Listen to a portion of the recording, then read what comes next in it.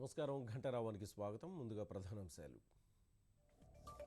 పశ్చిమ గోదావరి జిల్లా రుస్తుంబాదలో రోడ్డు ప్రమాదం. బైక్ ప్రమాదంలో 3 యువకుల దుర్మరణం.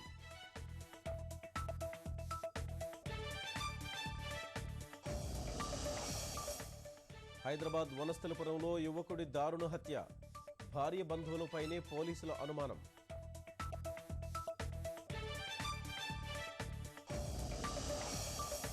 భారీగా పెరిగిన పోలవరం అంచనా వ్యయం 40,200 కోట్లుగా నివేదిక పంపిన రాష్ట్రం.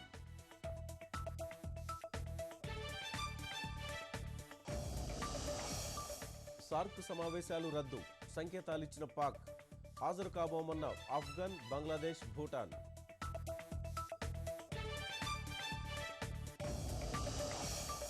నేడు ప్రపంచ గుండె పరిరక్షణ దినం. విజయవాడ, విశాఖలో వైద్యుల అవగాహన ర్యాలీలు.